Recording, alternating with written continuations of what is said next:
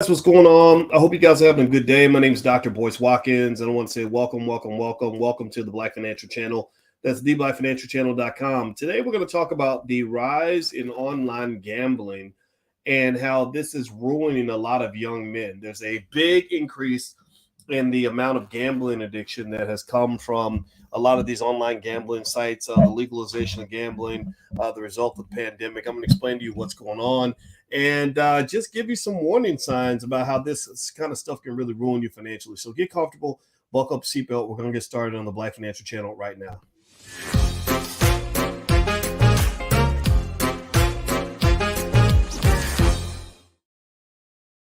Black Financial Channel. That's theblackfinancialchannel.com. My name is Dr. Boyce Watkins. I'm your friendly neighborhood finance professor. On the Black Financial Channel, we talk about Black wealth and Black economics every single day, sometimes as much as 10 times a day. Our goal is to make you smarter, stronger, and more economically capable. I want to see you rich. I want to see you win. I want to see you prosper. And I also want to see your children prosper because that is the B1 philosophy. So if you agree with that philosophy, put a B1 in the chat. That is our calling card, B1, Black first. That means we put our community at the top of our priority list. All right, guys. So shout out the city that you're from as you come in. I want to say hi to Yashika. I see you in there every day, girl. So I appreciate you, Yashika. God bless you for all your support. And also anybody that also wants to support the podcast, you can support by sharing this video, hitting the like and subscribe button, hit the notification bell so you'll be notified when we go live. Black intelligence is not popular in the media, so we're kind of fighting an uphill battle, but we can really use your help. And I believe that with your help, we can actually change the culture. And so today I want to talk a little bit about something I just read about the rise in gambling addiction that has occurred since the pandemic. This is as predictable as inflation was during the pandemic. During the pandemic, a lot of financial experts like myself basically saw the government literally printing money like it's going out of style, writing all these stimulus checks and giving money to people that didn't need it. Not you and I. I'm not talking about regular people. I'm talking about, even Harvard University got a check for $15 million that they didn't even ask for. So they're throwing all this money out in the economy. And we were basically saying, if you keep doing this, you're going to have an inflation problem. And surprise, surprise, a year later, we have an inflation problem. Well, another issue that was sort of brewing under the surface is everybody was so caught up in what COVID was doing, they weren't thinking about all of the significant impact on mental health. They weren't talking. Give me a yes or no if you or someone you know suffered severe mental health effects from the isolation of the pandemic. Give me a yes or no if you noticed that. Because my wife, as a therapist, said that the amount of business in her therapy office quadrupled during the pandemic. She has more clients than she can keep up with. And this was one of those things that was happening during the pandemic that nobody really talked about. Everybody was so caught up in one illness that you caused 1,000 other illnesses. Literally, it freaked me out. It was literally the weirdest period of my life that really officially helped me think. I said, I think I was born on the wrong planet, because I was born on this planet called common sense. And in the planet of common sense, they also teach something called balance. Balance means that, yeah, sure, you protect yourself from COVID, but you don't act like that's the only way people can die or that's the only way people can be hurt. Seriously, how many people, I bet you that the number of people who have died this year from obesity-related illnesses alone probably exceeds the number of people that died during the pandemic. But y'all ain't got nothing to say about the obesity. We even got people promoting obesity like it's okay. People got mad at me when I said, Lizzo, maybe you shouldn't tell people that it's good to be fat. Like, that's not cool. Like, you're a great singer. Like, sing, but you ain't got to tell everybody to go get fat and drunk and, all these other things. But anyway, so let's dig into this. So now one of the other problems that has emerged, and I saw this, it was as plain as day, is that now you have a rise in gambling addiction amongst young men for a few reasons. Number one, you had the isolation of the pandemic. You're sitting around, you're bored, you ain't got nothing to do. You can't go out and do things anymore. So you get online and suddenly you're playing Robinhood. You're on Robinhood. They gamified Robinhood to make the stock market into a casino. The stock market is a perfect casino if that's how you view it. If that's what you want to be, as a gambling addict, the stock market will gladly support your effort to become a gambling addict. There is absolutely no question about that. And at the end of the day, that is a reality that has been in existence for a very long time. I remember when I was in college, a long time ago, when I was an undergrad, I sat in class next to a guy who told me that he bet so much in the stock market that he had to go to Gamblers Anonymous. This was before Robinhood. This was before the internet. Actually, that tells y'all how what my age is. I'm not a kid. I'm a grown ass man. I've seen a couple of things, and literally this guy in the 1980s and 90s had to go to Gamblers Anonymous because he was gunslinging in the stock market. Now, does the stock market have to be a place where you become a gambling addict? No, it does not. Excuse me, I'm choking. So there are people like Warren Buffett who teach very stabilized, very mature methods of using the stock market as a place of wealth creation. That is another great use of the market. The stock market is a great place to build wealth on autopilot if you use it that way. If you buy and hold and just, maturely invest your assets, the stock market will make you richer than everybody in your family.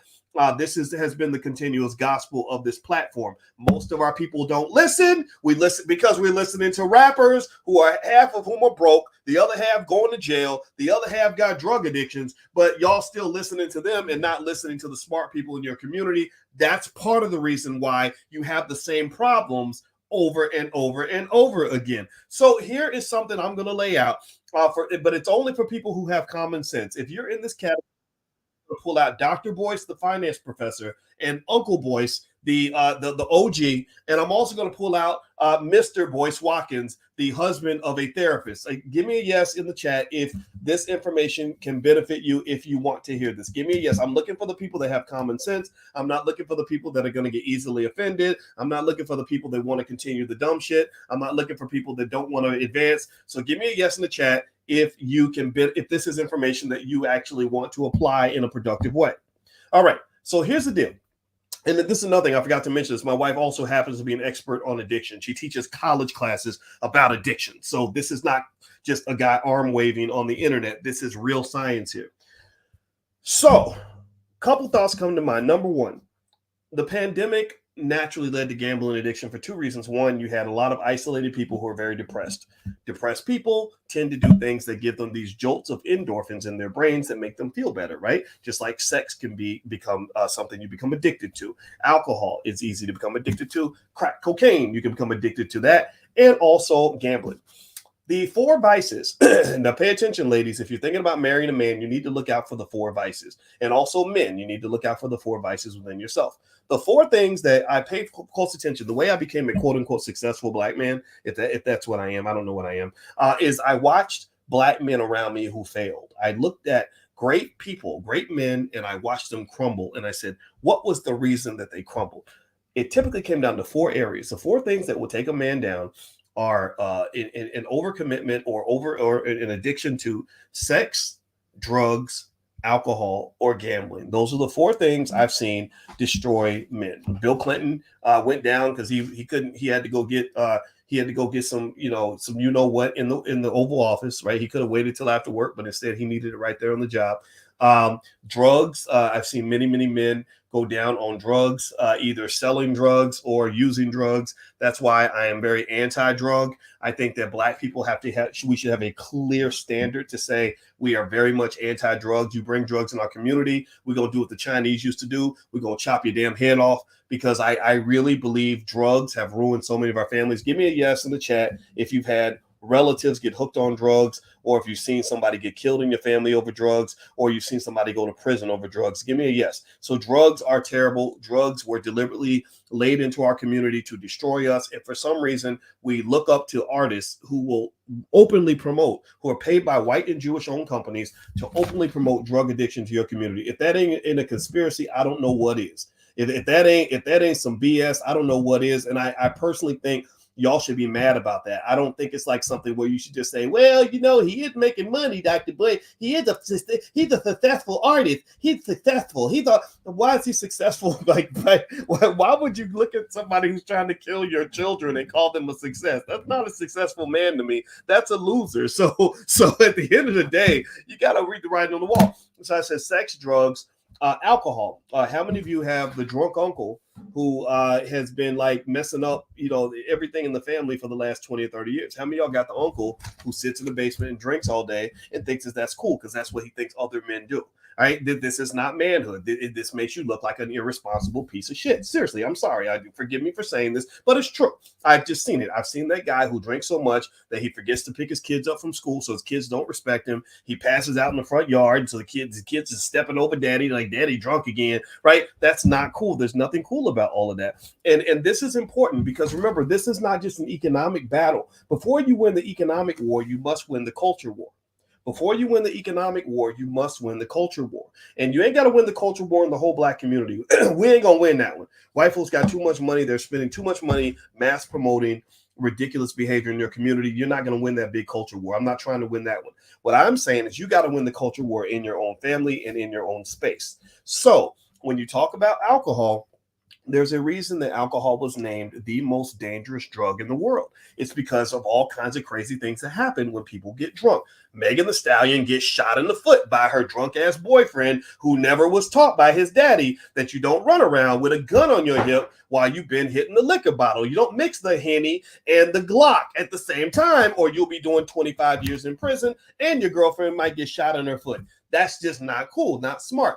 But we don't talk about that enough because we're trying too hard to fit in. I don't want to fit into any of that. I don't want to fit into a failing culture. I'm evacuating the building. I'm walking away from anything that you think is black, that is negative, toxic, or harmful. I don't want no parts of that. Just call me a white boy. Tell me that I'm a Klansman. Tell me I'm acting white. I don't know what you want to call me, but I don't care. I'm walking away from all of that because I don't want to see my children traumatized. I don't want to see the people I love have a worse life because I was in it. I want their lives to be better because I was in it. So no, you're not going to hear about Dr. Boyce with the Henny in one hand and the Glock in the other that shot Dr. Alicia in the foot because he out here just tripping because he think he the man because he got a couple rap albums and 50 gold chains around his neck. Well, let's just see how that all plays out for you when you up in the penitentiary, bro, because this is not cool. I feel sorry for you because your father should have told you these things. And so anyway, let's move on. And I you know what, I'm gonna tell you the truth. If I seem a little triggered by it, I really am. It's because my whole life I spent time fighting against men. I remember one time I was sitting with a guy, and I think he might have been a dope dealer. He kind of had that old fake bravado about him or whatever. We don't know what he did. I know he had a lot of money, and nobody knew exactly how he got all this money. And I remember he offered me a drink. And I was in Guyana, and now this was not an African American man, so we can't put this on African American men. He was from Guyana, and he offered me a drink, and I said, "Nah, man, I don't drink. I'll take some water." And he said, "Well, in Guyana, we'll make fun of you if you don't drink and you're a man and you don't drink."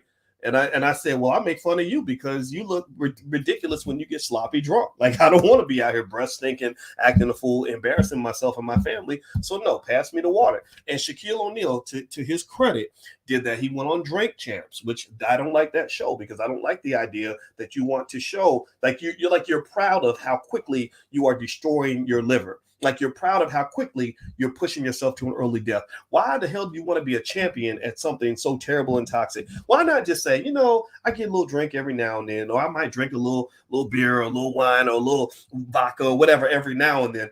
Why must you become a drink champ? Why do we think that is tied into masculinity? That is crazy to me because you have no idea how many men get killed or end up in prison because of things they did while they were drunk. You also don't know about all the trauma that occurs in families because daddy done got drunk and came home and decided to punch everybody in the face. So that ain't cool, man. So I remember standing up to this guy and I was like, dude, you're not going to make fun of me because I don't drink. Like, to hell with you. Get out of my face. Like, with that old fake masculinity, wearing your chains and got your chest stuck out. Oh, I know I'm a man. And then I know that I'm a man because I ain't got to go around proving to nobody that I'm a man. I know I'm a man because I just am.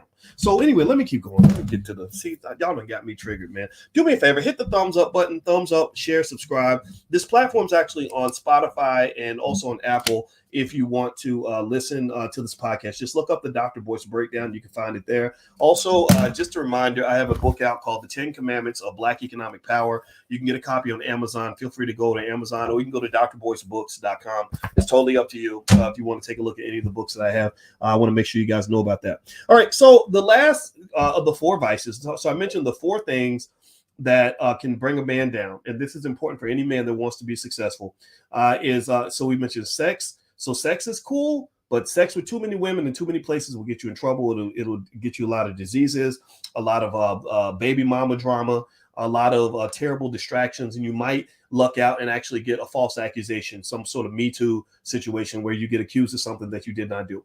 So drugs, bad, because drugs take you out of your right mind. A man cannot be intelligent or strategic when he's high on drugs. He also is not an asset to his family. He becomes a liability because you can't love the people next to you because you're too much in love with the cocaine. The alcohol, equally bad. We talked about alcohol a second ago, so I'm not going to reiterate that. The fourth one, and this is the topic of this conversation, is gambling. Gambling. I remember my father, who is a person who actually overcame a drug addiction. He actually was addicted to heroin when he came back from Vietnam. And I remember him telling me that a gambling addiction is the worst addiction that a man can actually have. He said that, and here's my experience that corroborates my father's point. And I'm speaking on this also as a financial guy. The problem with gambling addictions is that it opens that door for you to put yourself in such a depressing financial hole that literally you could work your job for the next 800 years and never get out of that hole. There's a reason why you hear so many suicides that occur when someone has a gambling addiction, or if you watch shows like not Triggered, what was that show? Snapped. Shows like Snapped or American Greed. Every now and then you'll see an episode about a man who was who murdered his wife, right? But he was on TV crying because his wife disappeared or whatever. But he might have murdered his whole family, collected the insurance money, and they find out that what drove him to do these things was partly a gambling addiction that put him so far in debt that the only way he was able to deal with it or to confront it is to get a big check from the insurance company. Now, I'm not saying that the gambling addiction is going to make you kill anybody. I'm saying that it's a horrible place to be. And the thing is, once it sucks you in, it's kind of hard to get out of it. And if you talk about really destroying your generational wealth, it's a big destroyer. The only person I've ever seen have a gambling addiction that didn't end up in a crazy situation was Michael Jordan, maybe because he has so much money. But then again, when his father died, a lot of people wondered if there was a connection. I'm not going to make that assumption at all. I know people that know Michael Jordan, so I'm going to totally walk away from that one. But at the same time, most of the time, gambling addictions put people in a financial grave. Antoine Walker, who hung out with Jordan, used to gamble like crazy. Antoine Walker made $100 million in the NBA. He ended up broke. So what is happening now is that since the pandemic, there's a study. There's the article that I read was in the Wall Street Journal, and they said that there has been a massive rise in gambling addictions amongst young people. And they say gambling and gambling problems are surfacing amongst young men in particular. Increasingly teenage boys, say counselors, therapists, and addiction experts. They cite the rise in time spent online during the pandemic, the legalization of sports betting in a growing number of states, and the increasing presence of gambling-like elements in video games. So here's the thing. They understand the science of it all. They understand a lot of video games and even the Robinhood apps and things like that. They actually study what the casinos do to trigger certain reactions inside your brain. They randomize it in a certain way so that it kicks into the gambling instinct. And even social media, if you do the research, social media is designed to be addictive. The way they'll have the dings and the beeps and the buzzes, and they randomize the content. So you're scrolling and scrolling and scrolling because you don't know when you're going to see that next post that's going to give you some sort of endorphin reaction. You're looking for that post that's going to make you laugh, or that pretty girl that's going to get you excited, or that music video that captures your attention. So ultimately, everything has become gamified in our society. Everything around you has basically become digital crack. It has become digital crack. So some of the smartest things that people are doing now are things like social media detoxes. That's a real thing. That withdrawal is a real thing. The ability to put your phone to the side for a certain amount of time so you can regain your sense of self. That's like a real thing. And so what they're saying is that that for young people who haven't learned how to sort of balance and calibrate, who don't have the awareness yet, they're being sucked into these gambling addictions. There's so much legalization of gambling that's taking place. Even companies like DraftKings, they couldn't have operated online and marketed to anybody the way they do now. They are now marketing sports gambling inside sports arenas. That is going to destroy so many families. And what I'm going to say to you, just point blank, is when you're looking at your spouse, and unfortunately it affects men more than women, even though women have their own issues and their own vices. If I was a woman picking a husband, I would look very carefully at his habits, and if he has a habit, too heavy of a habit in any of those four vices: sex, drugs, alcohol, gambling, I would run as far as you can, as fast as you can, because that will destroy everything. I wrote a book in 2006 called Financial Lovemaking, and to do research on this book, I interviewed a lot of couples and talked to them about their money situations and stuff like that. And the most tragic stories that I heard were typically cases of women who found out that their husbands had some sort of addiction, whether it was drugs or gambling, that caused all the family's money to disappear. So be really careful with these addictions. I did this podcast to kind of warn you. And in fact, I'll give you some signs here from the Mayo Clinic. Mayo Clinic listed a list of signs and symptoms of compulsive gambling, so that if you do have an issue, it's okay to have the issue, but you have to have the awareness and the commitment to get it out of your life. Because if you don't, you'll find yourself in a situation that you can't get out of. I remember when I was at Syracuse University and I was buying a car, and the guy selling me the car was a 75-year-old man. And I remember wondering why the 75-year-old man was selling cars. And I said, so what made you keep working even after retirement age? And he said, well, I had $500,000 in my retirement account, but I gave it all to the casino. And I remember thinking about how depressing it must be to be 75 years old and to know that you're so far in debt that you can never, ever retire. You can never, ever stop working. And at that moment, having that conversation with him, I remember saying to myself, I never want to end up in that situation. Like, God gave me that message for a reason. I'm going to be really careful to not end up in the situation that he's in, because I felt really sorry for this guy. So just be really thoughtful about this, because when we talk about things like wealth building and all that, you got to think about things that might drain your money. And one of the things that companies do, or advertisers do to drain your money, is they play on various emotions or addictions or psychological triggers that you may have that may drive you to do things. So gambling addicts, those who feed the gambling addicts to get their money, the way they serve them fiends like the crack, they're just like the crack dealers. They're no different from the crack dealers, because one of the things about business that's unfortunate, this is the dark side of capitalism, is that the best customer is the customer that's addicted. The customer that is an addict, there's a whole economic theory on this, actually, where the addicted customer has very little what they call price elasticity. That means that you can literally increase the price 10%, 20%, 30%, and they're going to keep buying from you. Especially if there aren't that many if they're in a whole lot of competition, they'll keep buying the product even as the price goes up, because they're addicted. Right. So here are some signs of compulsive gambling addiction that you may want to look out for, or you may want to look out for this in other people in your life. Before I move on, do me a favor, please hit the thumbs up button, thumbs up, share, subscribe. Also, don't forget, in the Black Business School, we educate children as well as adults.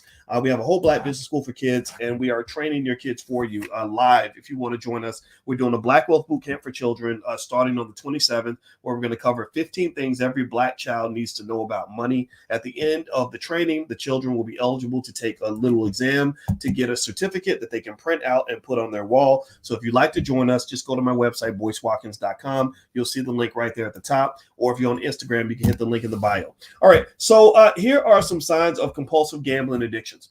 Let's see. Number one sign, this is according to the Mayo Clinic, being preoccupied with gambling, such as constantly planning gambling activities and how to get more gambling money. Next, needing to gamble with increasing amounts of money to get the same thrill. So small amounts of gambling doesn't do it for you. It's the big win that gets you going. Trying to control, cut back, or stopping gambling without success.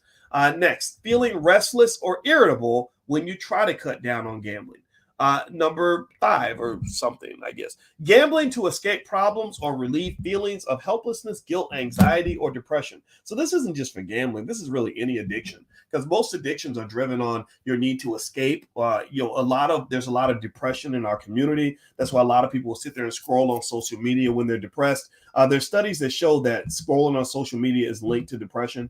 Or if you look at DJ Twitch, who killed himself, if you recall, the day before DJ Twitch killed himself, he was on social media doing TikTok dances, and he was doing dances every single day up until the day that he decided to kill himself. So ultimately, a lot of these addictions, whether it's a social media addiction, a sex addiction, alcohol or drug or whatever, it's all driven. A lot of it's driven by that need to escape some sort of sadness that you might feel in your life. Black people struggle heavily with depression and anxiety.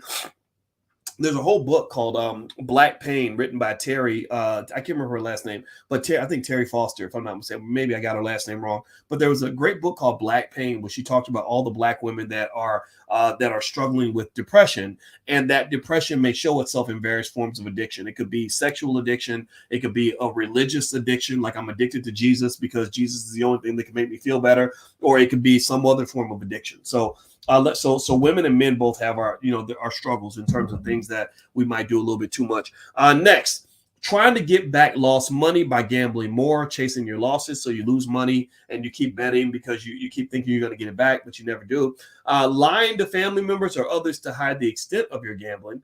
Risking or losing important relationships, a job, school, or work opportunities because of gambling, or asking others to bail you out of financial troubles because you gambled your money away. They said most casual gamblers stop when losing or set a limit on how much they're willing to lose. But people with a compulsive gambling problem are compelled to keep playing to recover their money, a pattern that becomes increasingly destructive over time. Some people may turn to theft or fraud to get gambling money. Some people with a compulsive gambling problem may have periods of remission, a length of time when they gamble less or not at all. But without treatment, the remission usually is not permanent.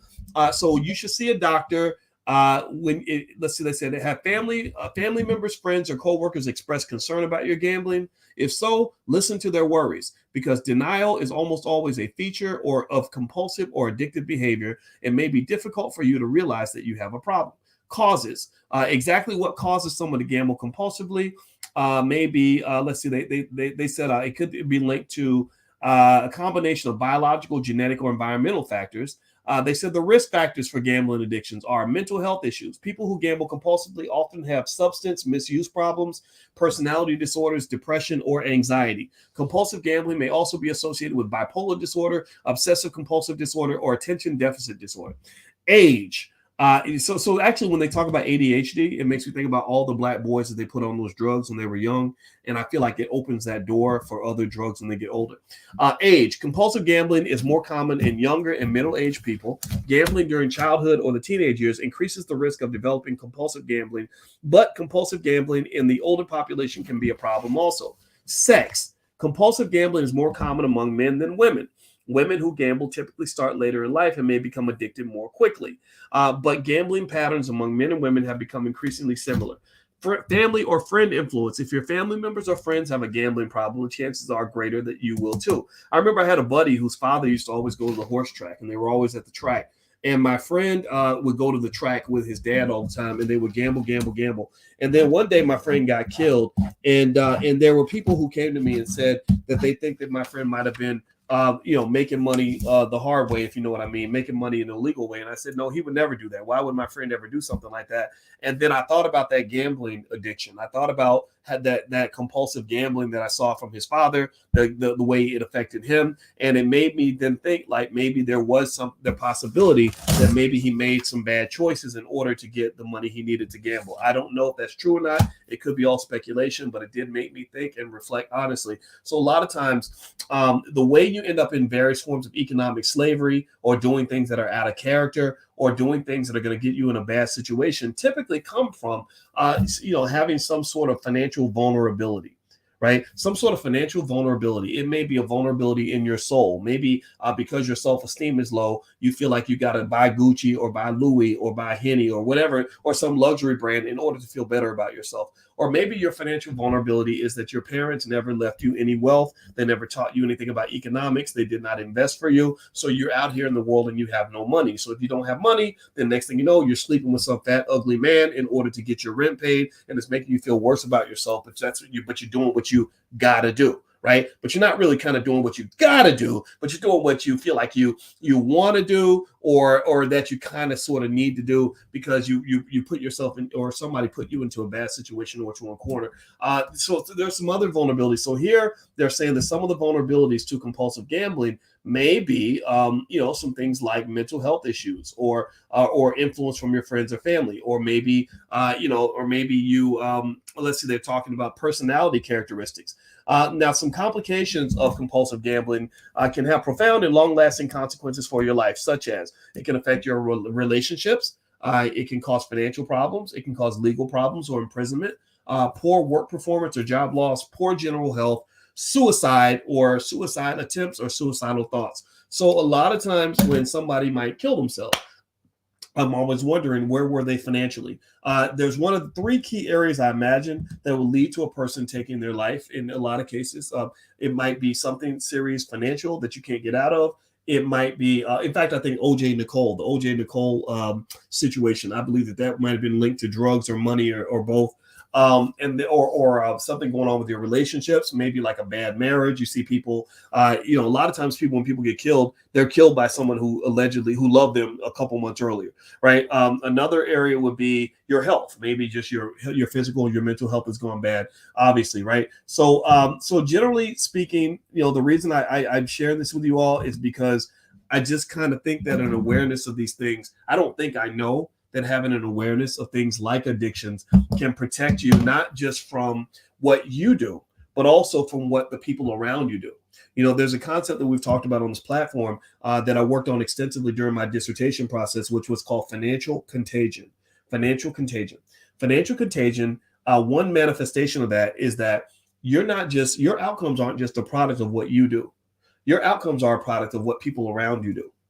Right? The people around you can ruin you just as fast as you can ruin yourself. If you want to know what I'm talking about, think about how many people ended up getting 30 years in prison on a RICO charge because their boyfriend or their girlfriend was dealing drugs, or they made a phone call and got wired into some sort of conspiracy. And next thing you know, they're going down to, or maybe somebody got shot because you're in the car and you're dating somebody who is involved in stuff that you're not, that you know nothing about, right? Or maybe you marry somebody who has vices and is making bad choices, and next thing you know, the family finances are in the toilet because you married an idiot who is messing up your money, right? So ultimately, that financial contagion means that awareness is critical for anybody that wants to get ahead. You have to have awareness of not just what you do, but awareness of what the people around you are doing. And you have to also have enough self-respect and self-esteem to protect that what you have going on. So I would link it, for example, to something like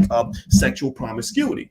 If you are just laying down with anything with a big butt and a smile, or you're laying down with any man who can charm you with a couple of fancy words or some alligator shoes or whatever the hell, because he got a little swag. Next thing you know, you're letting his infected penis go inside your body, and his spirit and his physics are being injected inside of you. And then next thing you know, you're carrying around all the baggage he's created in his life. Well, that to me is a self-esteem issue to some extent, because if you really value yourself, you're not going to expose yourself to things that can ruin you in that way, or that can taint you in such a way that after you walk away from that situation, nobody else is going to want to be around you, because now you're infected in more ways than one. I'm not making fun of anybody. I'm not dogging anybody for their choices, because I think these can apply to both men and to women. But when I learned how to value who I was, and value my dreams, or value my finances, and value my health physically and mentally, I started learning how to say no to people. I started learning how to say, no, I don't want no parts of that. Just this month, there's a multimillionaire that wanted to work with me on something, and I probably could have made some money, but I said, I don't like you. You're not good for my, you stress me out. You get on my nerves. You do terrible business. I don't want to be around that. I don't want those kinds of problems, and so generally I would encourage you in those three major areas of your life that you're trying to be successful in, that they're all connected: your health, your wealth, and your relationships. Keep that contagion concept in mind, because it's very hard to be successful when you're surrounded by a lot of people who are determined to be unsuccessful. It's very hard for you to be financially well off when you're surrounding yourself with people who are economically destructive. On the flip side, if you're surrounded by people who are doing great things and making good choices and winning on every level, then that's going to naturally elevate you. That won't make you feel like you're swimming against the stream. And it's important that Black people, that we develop this awareness, because you've got a lot of sick people in your community. You have a lot of sick people who are committed and addicted to very toxic, destructive habits because they haven't had the time to really think through and realize, wait a minute, if I keep doing this, this is going to kill me. And think about this. Think about how many ways society works to kill Black people. Like, even the food that is being served on your street is full of all kinds of toxic shit that's going to give you cancer by the time you're 65 years old. Really? Like, so how do you walk away from it? It's hard. It takes a lot of awareness to do that. You know, and that's just the food. I'm not even talking about the violence and the music and the financial irresponsibility and the promotion of ignorance and the way people make fun of you and I think you're acting white because you actually want to make sure your kids know how to read and have a wealth plan for them and things like that. It's terrible. It is absolutely terrible. So right now, what I'm saying to you, and I'm going to end this conversation here, is I'm not preaching to people who don't want to hear it. I have no interest in trying to convince people to change their mindset. I can't do that. I'm not persuasive enough. I ain't charming enough. I ain't good looking enough. I am here to preach to the damn choir. That's it. I'm here to talk to people who already kind of understand or want to understand more or have some respect for the authority I might present as a professor and as a father and as an OG, as a 51-year-old Black man who gives a shit. Like, I'm talking to those people and saying, okay, here's what we need to look out for. Here's how our team can win. Here's what you can do to avoid the people out there that don't want the best for you. That's all I know how to do. I can't build bridges. I'm not very diplomatic. I lose friends every day. I tried to work on it. I tried to learn how to become a better person or whatever, but it's hard. Sometimes I just end up being the asshole who said that Lizzo shouldn't go around promoting obesity and embarrassing Black women in that way. So yes, I will be public enemy number one. I'm totally okay with that. In fact, I came to terms with that nonsense back 25 years ago when I realized that 70% of the Black men that were around me were guys I could not hang out with because you think that drinking and hoeing and smoking all day is somehow the pathway to being cool. I don't want to be cool. I want to win. I don't want to be sitting around being a victim because I done got shot by the cops. No, I'm the guy who tries to prepare in advance to avoid situations where I might get shot by the cops. And that literally made me an outcast, and I became very comfortable in that space. White people didn't like me because they feel like I'm too radical and Black, and they think Black love means you hate white people, and that's fine. So they abandoned me. And then a lot of Black people abandoned me. But it's okay because I'm winning and I can get up and smile every day. And I love my wife and I love my kids, and I'm genuinely happy with my life. So in my mind, that's a touchdown. That's a touchdown. Happiness is the win. Happiness is the goal. So find your bliss, find your happiness. Don't let anybody block you from that, and take the strategic steps necessary to put yourself in a position where you can find that bliss. You ain't going to find it in a textbook. You ain't going to find it in a public school. You ain't going to find it on the corporate plantation. You ain't going to find it on TV. You're only going to find it when you truly search your soul, figure out who the hell you're supposed to be, and then gain the courage to be that person. That's my 2 cents for today. I'm done talking. Thank y'all for listening. I appreciate you very, very much. If you could, please hit the thumbs up button. Thumbs up, share, subscribe. And let me give you guys a stock that I actually am buying shares of. Actually, I told you guys I was going to buy it today, but I can't buy it today because I forgot the markets are closed today. I'm going to buy it tomorrow. And the ticker symbol for the stock is STEM. It's STEM Technologies. I think that's what it's called. So STEM. I did my research. I like this company. I'm going to own it, and I'm going to own it for years. So long term, this looks like a stock that I think is going to do well. If you'd like to learn more about stock investing and all this other stuff, feel free to go to my website, boycewatkins.com. There's free stuff there. There's low cost stuff. Also, you can sign your kids up if you want them to join our Black Wealth Boot Camp for Children. Feel free to do that. It starts tomorrow on the 27th. And so I'd love for you to bring your kids along. We believe in educating our own. We believe we can do this. We do not need the public school system. We're not looking to anybody to do anything for us because we have the experts in our own community, and that's what the Black Business School is all about. So God bless you guys. Have a wonderful day. Thank you all for listening. And if you could hit the thumbs up button on your way out, I'd appreciate it. Talk to you guys later. Peace.